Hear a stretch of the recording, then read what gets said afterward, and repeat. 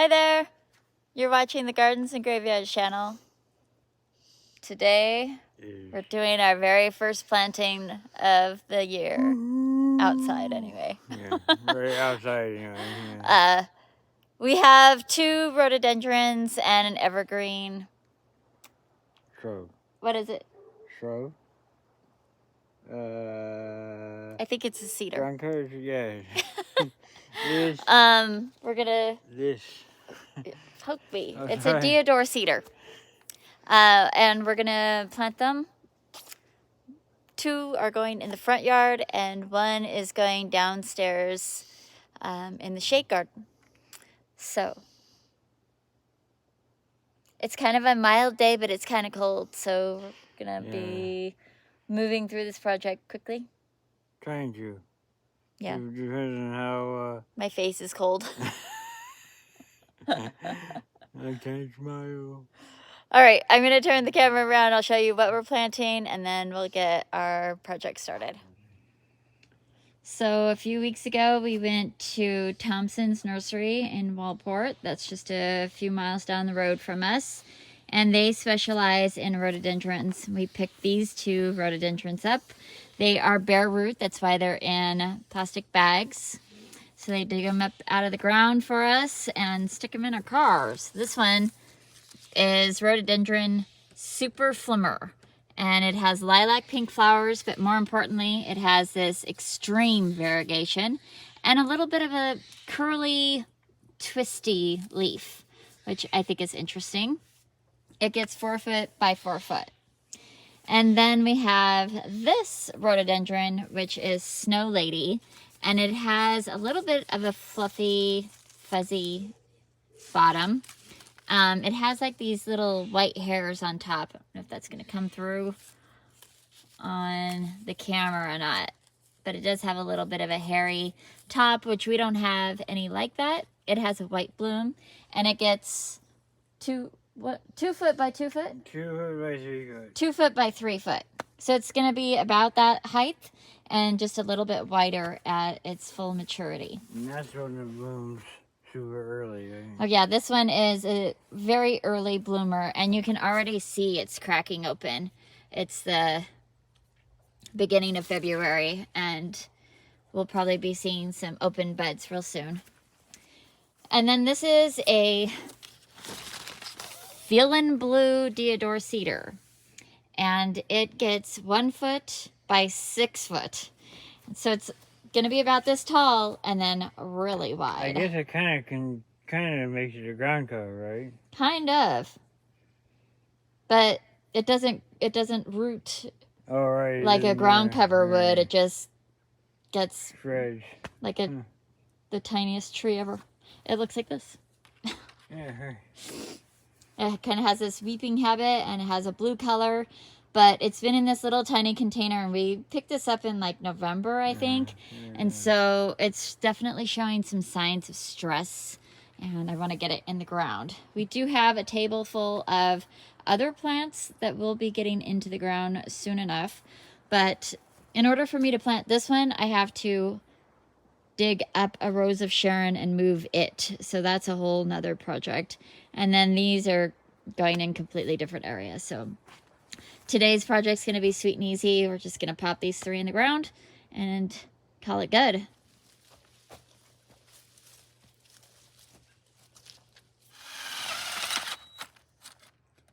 Forget there's probably plastic in there.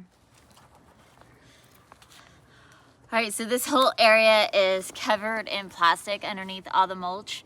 So every time I plant something, I just open up the mulch in a bigger circle than we need and get the plastic out.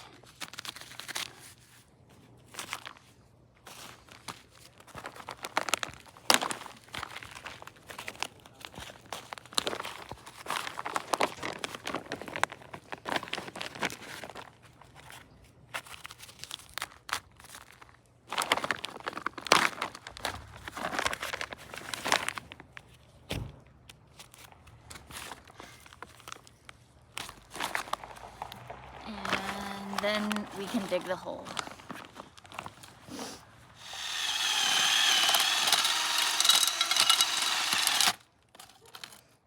turn to go.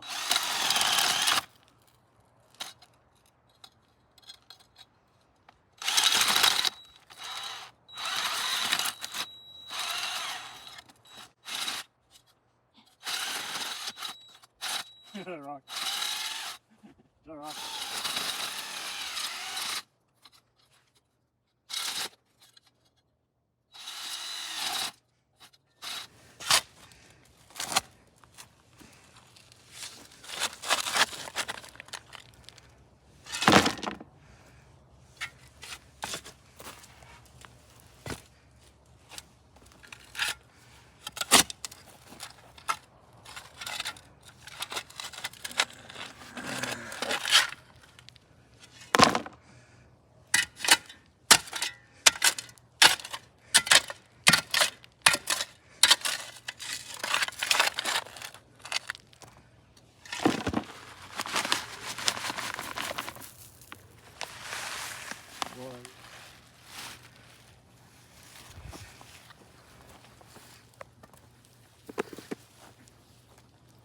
Oh yeah, nice.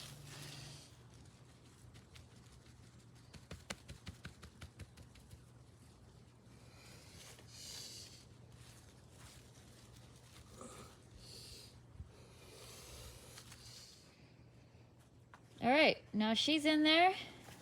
She's sitting between a Burberry and a Curia japonica, which is really nice because there's a lot of deciduous. There's a Rose of Sharon right here, the Burberry, the Curia. So it's nice to have a little evergreen right there. We do have a flowering quince there that's semi-evergreen. Most years it won't lose its leaves, but you know, it's just nice to have that anchor right there in the garden.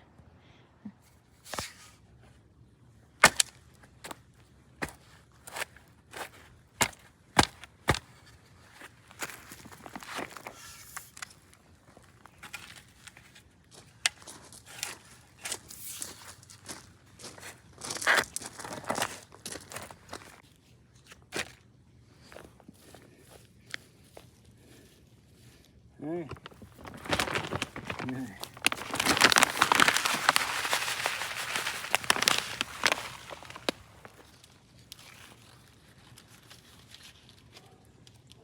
Oh shit.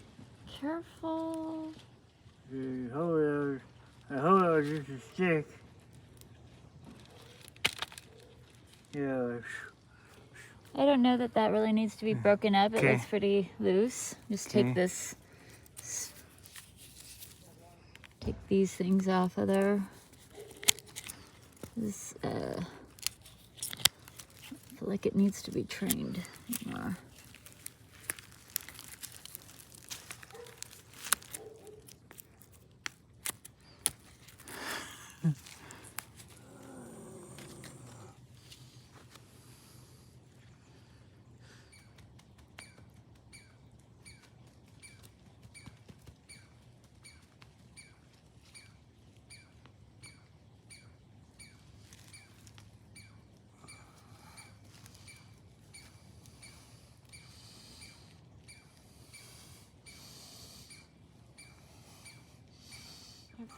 Okay, very good. So this is planted on the sunnier side of the garden with the sumacs right behind it, so it will get a little bit of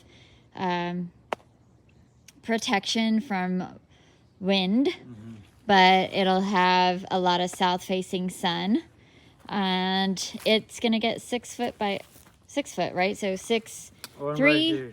3 foot out will be about here, 3 foot in will be in here. So my goat's beard flowers will still have space to bloom underneath the sumacs, but it'll cover this area, which is really great because we have all these little weeds that are really hard to keep on top of. Basically, they're native Shasta daisies. Wild daisy, yeah. And we leave like clumps of them, which is fine, but it gets super, super thick. So this will shade out a little bit of that and be less weeding. There's also a winter witch hazel right here that can't really see. So it'll just kind of creep underneath there and give it a little bit of a ground cover look. Fun. And I love that it's blue. We don't have a lot of blue going on, so that'll be nice. So that'll be blue, and then we've got a red right there. Right now we have this chartreuse of the lemon cypress, but I don't know how long those are going to stay there. Yeah. I'll have to get something else yellowy over here. All right, now the last rhodie is going to go down in the shade garden. So in this area here, we have our walkway. We have all of our hostas and hydrangeas in this area. This is our variegated dogwood tree. And then we're going to put this variegated rhododendron right there. And doesn't that look so beautiful? You can see, you could see it so well, and even with that backdrop of green. And it really pulls that yellow out of the yellow twig dogwoods, which is really fun. Okay, you dig it.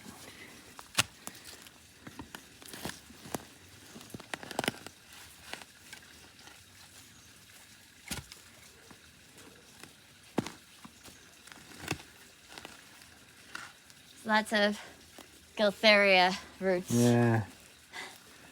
But compared to the gravel pit we just dug in,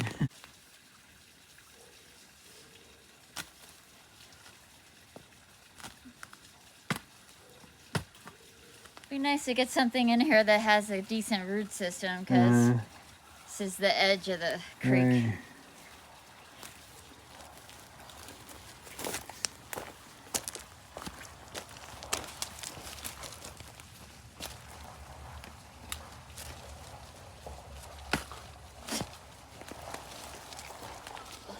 The camera just does not do justice to how bright this is.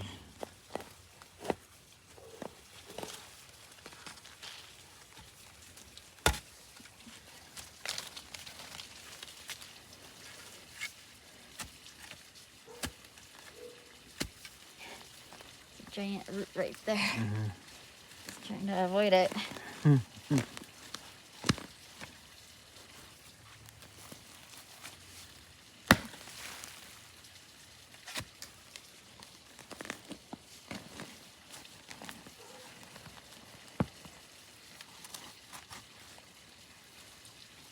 Okay.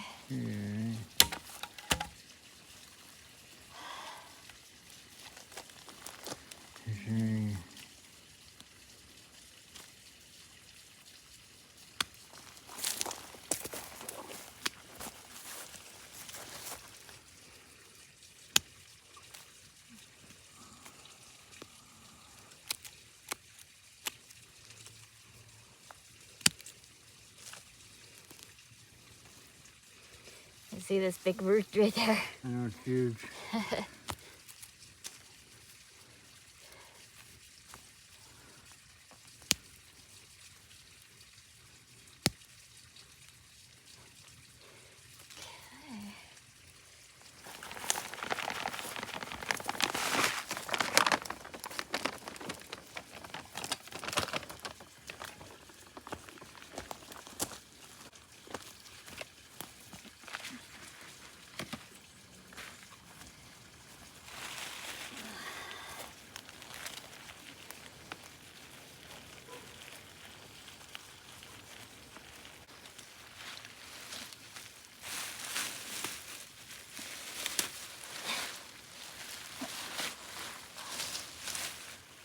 I'd be interested to know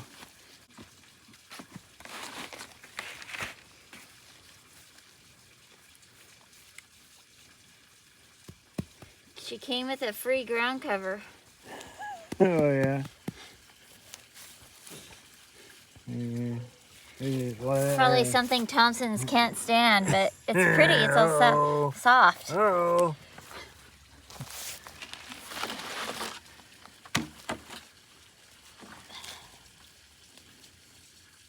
this stuff is so, like, heavy. It's just duff, isn't it?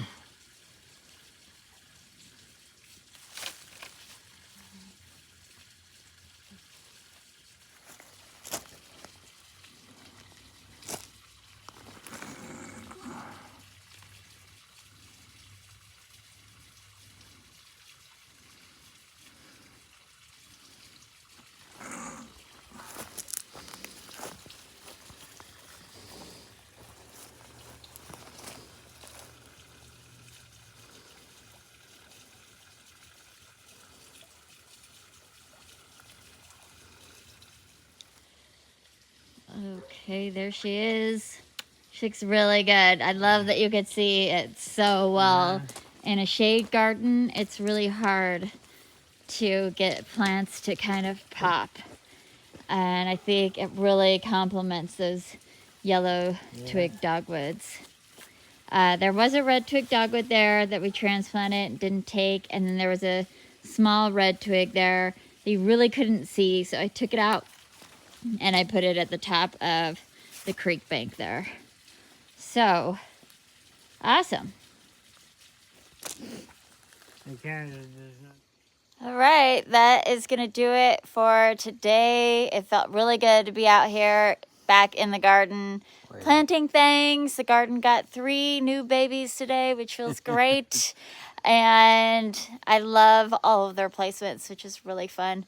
I think this is going to be a really fun year. We're really focused on like structure, like big kind of plants, anchoring kind of plants. Don't scream. There's a giant squirrel right in front of us. Yeah. Anything else you want to say? Nope. Just thanks for coming along for the ride, guys. We really appreciate it. Yeah. I hope that you're celebrating your life, and we'll see you in the next video. Bye. Peace. I forgot to mention, we are not watering any of these in because it's going to start pouring down rain for the next several days. So all their root balls were quite moist. The soil is moist, and now it's going to start raining. So we're not really worried about getting them watered in this time of year.